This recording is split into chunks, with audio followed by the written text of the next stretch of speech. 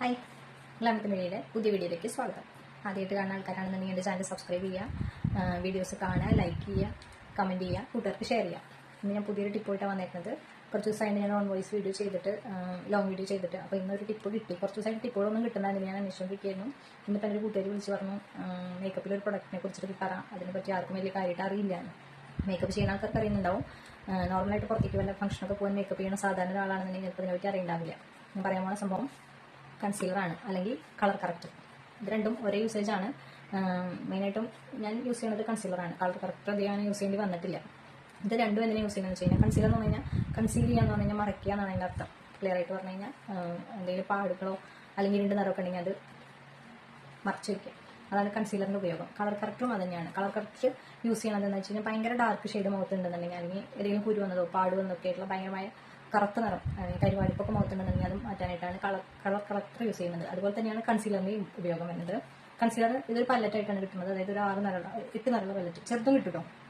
ഇപ്പം നമ്മളൊരു ഫംഗ്ഷനൊക്കെ പോകുകയാണെന്നുണ്ടെങ്കിൽ ഇപ്പോൾ എല്ലാവരും ഫൗണ്ടേഷനൊക്കെ യൂസ് ചെയ്യും. അല്ല കല്യാണത്തിനൊക്കെ പോകുകയാണെന്നുണ്ടെങ്കിൽ നോർമൽ പാർലറിലൊന്നും പോയി മേക്കപ്പ് ചെയ്യുന്നില്ല. ഒരു ഫംഗ്ഷന് പോകുകയാണെന്നുണ്ടെങ്കിൽ നമ്മൾ ഫൗണ്ടേഷനൊക്കെ യൂസ് ചെയ്തതിന് ശേഷം അവിടെ എത്തി കുറച്ച് കഴിയുമ്പോഴേക്കും നമ്മളൊന്ന് വേർക്കുക, അല്ലെങ്കിൽ ഒത്തിരി വെയിലടിക്കുക, ഒരു കാറ്റൊക്കെ അടിക്കുന്ന സമയമാകുമ്പോഴേക്കും ആ ഇട്ട ഫൗണ്ടേഷനൊക്കെ പോയി നമ്മുടെ മുഖം ഭയങ്കര കരുവാളിപ്പായി തോന്നാറുണ്ട്. അത് കണ്ണിൻ്റെ ചുറ്റുള്ള കറുത്ത ഷെയ്ഡൊക്കെ നമുക്ക് എടുത്ത് കാണിക്കും. അതുപോലെ കുരു വന്ന പാടൊക്കെ ഫൗണ്ടേഷനൊക്കെ പോയിട്ട് അതൊക്കെ കറക്റ്റായിട്ട് എടുത്ത് കാണിക്കും. അതെന്താണെന്ന് വെച്ച് കഴിഞ്ഞാൽ നമ്മൾ ഈ കൺസീലർ ഒന്നും യൂസ് ചെയ്യാത്തതുകൊണ്ടാണ് അത് എടുത്ത് കാണിക്കുന്നത്. അപ്പോൾ നമ്മൾ നല്ലൊരു കൺസീലർ യൂസ് ചെയ്തതിന് ശേഷം ഫൗണ്ടേഷൻ യൂസ് ചെയ്യണമെന്നുണ്ടെങ്കിൽ നമുക്ക് ആ ഡാർക്ക് ഷെയ്ഡൊക്കെ അതേപോലെ തന്നെ മറഞ്ഞു നിൽക്കും. ആ ഫൗണ്ടേഷൻ്റെ ആ ഒരു നിറം മാത്രമേ പുറത്തേക്ക് കാണുള്ളൂ.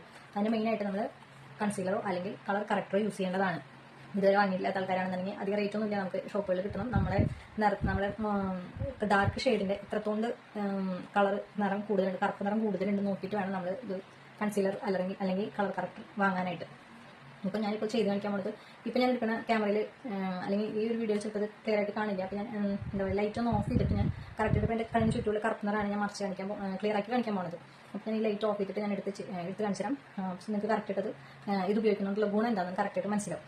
ഇതായിട്ട് നിങ്ങൾക്ക് കാണുന്നുണ്ടോ എൻ്റെ കണ്ണിന് ചുറ്റുള്ള കറുപ്പ് നിറം. ഞാനിത് ഈ നിറം വെച്ചിട്ട് ഇതിലൊരു 8 നിറം വരുന്നത്, ഇതിലൊരു ഡാർക്ക് ചന്ദന കളർ നിറം കാണുന്നുണ്ടോന്നൊന്നുമില്ല.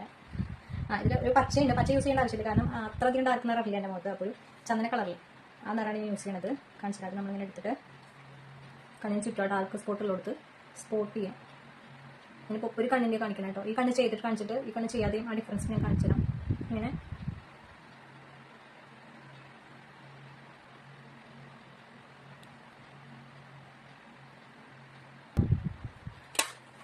ഇങ്ങനെ സ്പോട്ട് ചെയ്തതിന് ശേഷം നമ്മളത് തുടച്ച് കളയരുത് ഒരിക്കലും. ഇങ്ങനെ തുടയ്ക്കരുത്. ഇങ്ങനെ ഡാബ് ചെയ്ത് അവിടെ സ്കിന്നിലേക്ക് ആക്കാനേ പാടുള്ളൂ കേട്ടോ. കണ്ടോ, ഇപ്പോൾ ഇങ്ങനെ ഈ സ്പോഞ്ച് ഉണ്ടെങ്കിൽ എളുപ്പത്തിൽ നമുക്കിത് സ്കിന്നിനോട് മെൽറ്റാക്കി ചേർക്കാൻ പറ്റും. നമ്മളിങ്ങനെ തട്ടിയാണ് അത് സ്കിന്നോട് മെൽറ്റാക്കേണ്ടത്.